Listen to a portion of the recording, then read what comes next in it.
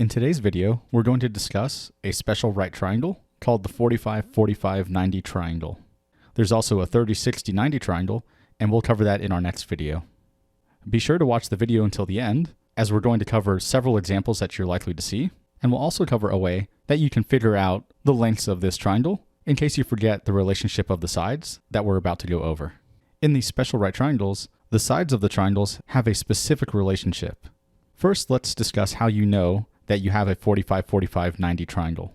First, we'll need to know that at least one of the angles is a right angle. So here we can see a right angle. It could also have said 90 degrees.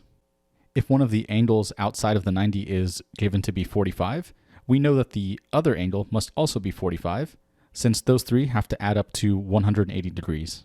Another way we can tell is if they show that the angles are congruent to each other, then again, we can figure out that these would each be 45 degrees. Since a triangle's angles combine to 180 degrees, we can take 180 minus the 90 here, and that leaves us with 90. And if these two are congruent, we just divide by 2. 90 divided by 2 gives us 45 and 45. Another way to tell is if we're given that the sides here are congruent, making this an isosceles triangle. As we know, angles opposite of congruent sides are congruent as well. So therefore, these angles would have to be congruent like we just saw, and therefore each one is 45 degrees. So now that we know how to recognize a 45-45-90 triangle, we need to discuss the relationship between the sides. As we just saw, if the angles are congruent, then the sides opposite those angles are also congruent. So again, this side must be congruent to this side. So therefore, whatever this measure is, this side is going to have the same length. So if we use a variable and call this x, then this side would be x as well. And the side opposite 90 degrees is always going to be the measure of one of the legs, that would be x, times the square root of 2.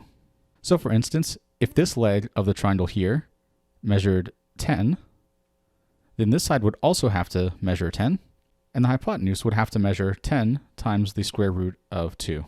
Let's look at another example. Sometimes the measure of the leg will not be a round number. So let's say we have this side is equal to 7 square root of 3. Then the leg down here is also going to have to measure 7 square roots of 3.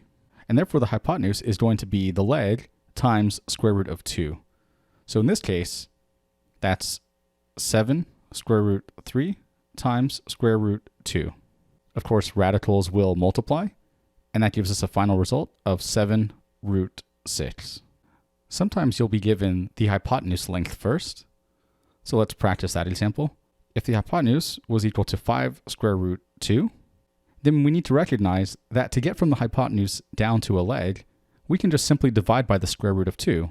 If we divided x root 2 by square root of 2, like this, they would cancel each other out and leave just x, which is what we're trying to get to. To find each side, we'll take 5 times the square root of 2, divided by square root of 2. They cancel out, and that just equals 5. And therefore, the other leg is also 5. Here's another example. It is likely that you'll be given a round number for the hypotenuse. So let's say the hypotenuse measures 8 units. To get from the hypotenuse length down to the side length, we'll use the same method. We need to divide whatever the hypotenuse is by the square root of 2 to get our leg. So therefore, x is going to equal 8 divided by the square root of 2. And we can't leave a radical in the denominator, so we have to rationalize the denominator, and we'll do so by multiplying this fraction by square root of 2 over square root of 2. The numerator ends up being 8 square root 2, and root 2 times root 2 cancels the square roots and leaves us with just 2.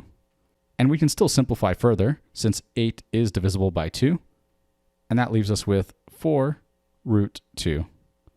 Of course, that means our other leg is also 4 times the square root of 2.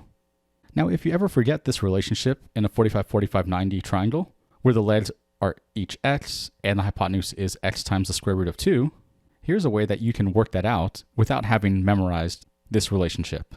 Since this triangle is a right triangle, we could use the Pythagorean Theorem. If you want a refresher on the Pythagorean Theorem, check the video link above. As a quick refresher, the Pythagorean Theorem is a squared plus b squared equals c squared, where c is the hypotenuse. As long as you recall that these two legs are congruent to each other, then we can solve for the hypotenuse. So if our a was x, the b is also going to be x in this case. Therefore, x squared plus x squared is going to equal our c squared. So far, x squared plus x squared is going to equal 2x squared. And remember, that represents c squared. So if we want just c, which would be the length of the hypotenuse, we need to take the square root. The square root of 2 times x squared can be rewritten as the square root of 2 times the square root of x squared. The square root of x squared is simply going to be just x, and square root of 2 we cannot simplify. It stays x root 2. And therefore, we've solved the third side here. Thanks for watching. If you found this video helpful, please smash that like button and subscribe for more videos.